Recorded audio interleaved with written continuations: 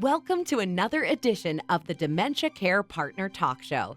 Now, here's dementia care expert Teepa Snow and your host, Greg Phelps. Hello and welcome to the Dementia Care Partners podcast. My name is Greg Phelps. Joining me once again is dementia care expert Teepa Snow.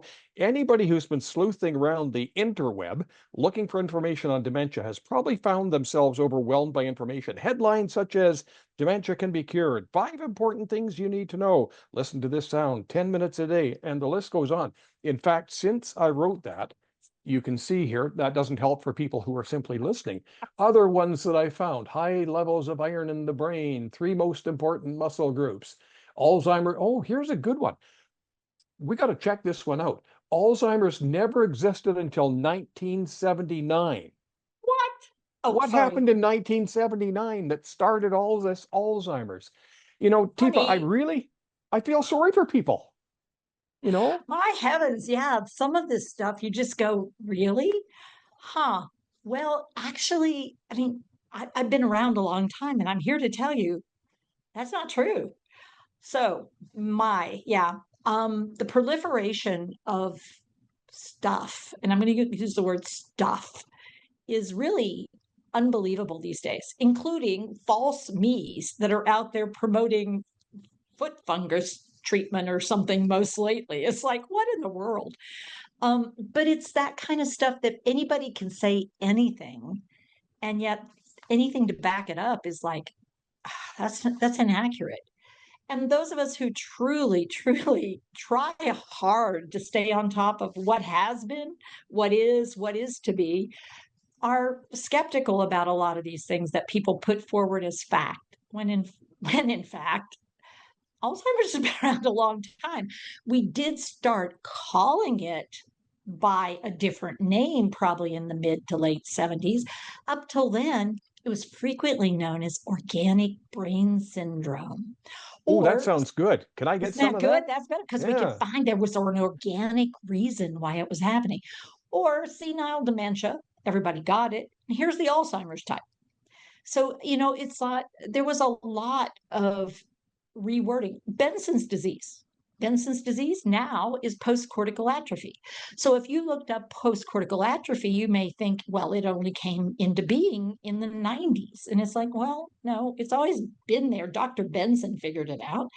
And so it's a challenge for people to, when you start binge watching, be careful, or binge reading, because a lot of the stuff that's out there is just inaccurate, which I Well, find what happens frustrating. when you start looking things up, then of course the algorithms start flooding you with things, Oh and my that's where heavens. I come up with these lists. And so for somebody who has just stuck their toe in the water, they may just go, what the hell? Yeah, they might.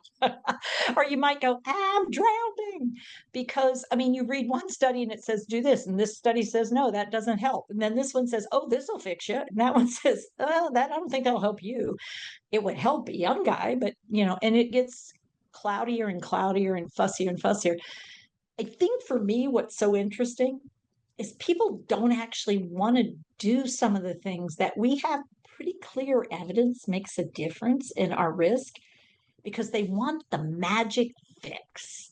Can I just not do something one time and it'll all be better?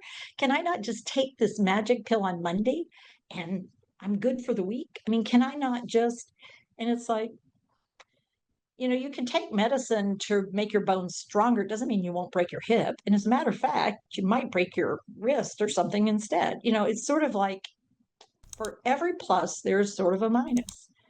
And when you get so invested in digging deep into these piles, I think you may forget to look up and look at the person that you're right next to. That you're like, oh, yeah. I'm not sure the iron in your brain is a major issue here. I think we may have something else that we need to focus on for right now. So, although I'm curious, that may not be where I should put my energy. Just because you have the skills doesn't mean that the person that you're dealing with has the skills. So you may end up repeating and repeating and wondering, why isn't this working? But Yeah. it is if you're avoiding some situations. So It's hard to Exactly. measure successes, isn't it? It is, because this thing we call, whether you call it Alzheimer's, dementia, we prefer the accurate term of brain change. We're talking about these brain changes that are both structural and chemical. They require us to be present. They require us to be curious. They require us to, I think, be fairly compassionate about, like, we are where we are. Let's start from where we are. Look back for info, but don't look back for desire, because you're just going to wear yourself out. And don't look so far forward you can't see where you are. Because if you're worried too far forward, you're missing what's right here. And then start saying, I could use some help. But keep it small. In small bites, you might actually be able to do some shifting that support you and the person you care about. One of the problems is that skill building is Mhm. not something that you can do overnight. You can go Yeah. and you can sit through one of Teepa's lectures, you can go and get some training, but unless you're using those and working on them, and they don't always work, like nothing ever works No, 100% of the time, always and but that doesn't never mean you are. throw it out. Always and never are a dream of a diamond. I mean, I live in the sapphire world. I try to stay pretty sapphire. And it's like, well, a majority of the time this might help. Oh, hey, Greg. See, like a majority of that will get you to pause and look at me. But there'll come a time when you don't. And that's super important for me to notice that we've hit that moment. Because then I know simply activating my voice when you're already looking elsewhere, doing something different, isn't going to work. Whether you're asleep, whether your vision is so limited, or whether you're sort of truly engaged brain-wise, I've got to make some changes. But if I don't know what those changes are, it's sort of like we come full stop rather than just pause and go, huh, okay. Knock, knock. Hey, Greg. Oh, now that worked.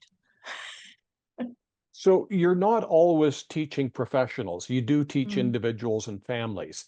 So if I have a question, or if I need some help, or if I see something progressing, can I pick up the phone and talk to somebody? Can I do this, the interweb You with could, somebody? yeah. Oh, good question. So just like people are different, we know people use different systems. We have a phone line, we have an email, we have the opportunity to Zoom with somebody if they prefer that, or we have just, we can text even. We've done that with people.